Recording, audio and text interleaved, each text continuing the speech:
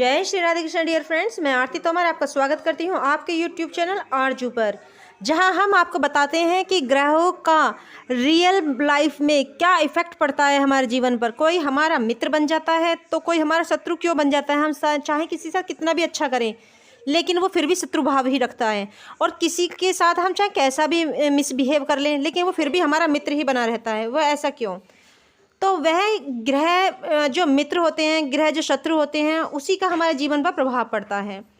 अब वो कैसे जानेंगे हम? मूलांकों के आधार पर बताया जाता है।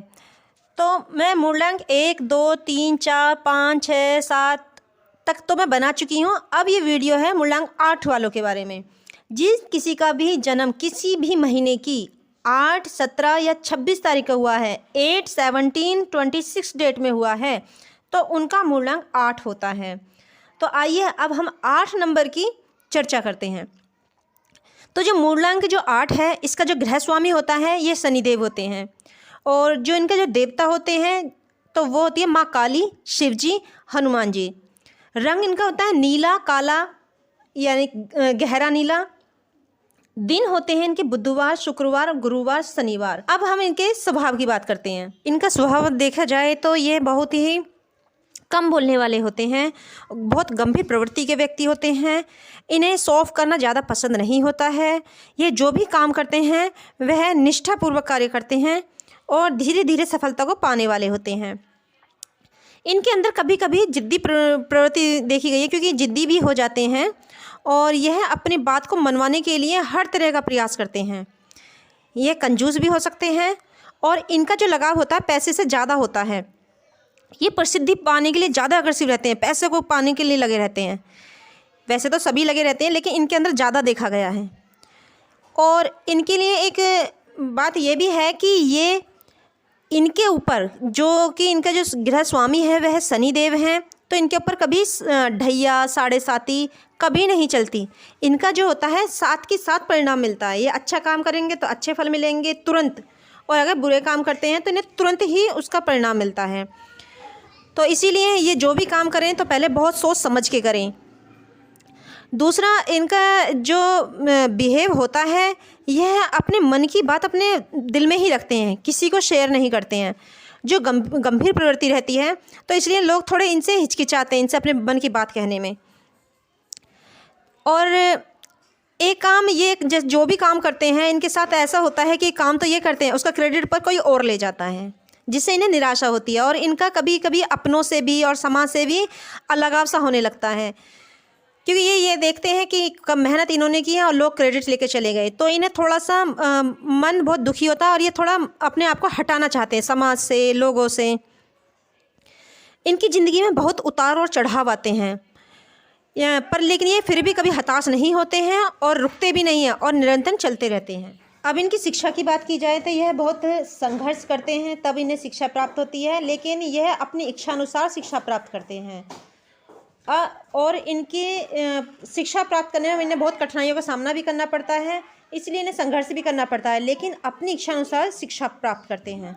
इनकी आर्थिक स्थिति और व्यवसाय की बात की जाए तो इनकी आर्थिक स्थिति ठीक रहती है, जो कि ये पैसे की तरफ ज़्यादा ध्यान देने वाले होते हैं, पैसे पे इनका ज़्यादा लगाव रहता है, तो यह बहुत सोच समझकर खर्च करने वाले होते हैं।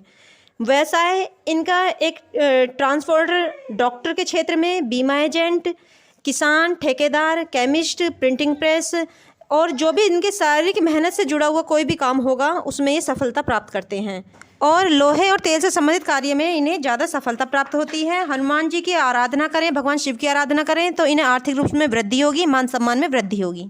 अब आपके लव रिलेशन की बात की जाए, प्रेम संबंधों की बात की जाए, तो यह कहा जाएगा कि ये एक तरफ़ा प्यार भी करते हैं, और इनको प्यार का इजहार करना सरल नहीं होता है, क्योंकि ये अपने दिल की बात किसी को आसानी से नहीं कह पाते हैं। मित्रों की संख्या इनकी कम होती है और इन्हें मित्रों से सहयोग कम प्राप्त होता है। शत्रुओं की संख्या इन्हें अधिक होती है। वैवाहिक जीवन की बात करें तो वैवाहिक जीवन में इन्हें बहुत कठिनाइयों का सामना करना पड़ता है। यह जिद्दी प्रवृत्ति के होते हैं और थोड़ा आलसी प्रवृत्ति के होते हैं, तो वैवाहिक जीवन में इनकी कठिनाइयाँ होती हैं। शादी विलंब से होती है। पति पत्नी में मतभेद भी काफ़ी देखे गए हैं। संतान पक्ष में भी कुछ चिंता बनी रहती है। इनके शत्रुओं की संख्या अधिक होने के कारण इनके हर क्षेत्र में ज़्यादातर इन्हें तनाव में देखा गया है। पिता से भी इनके कुछ मतभेद हो सकते हैं।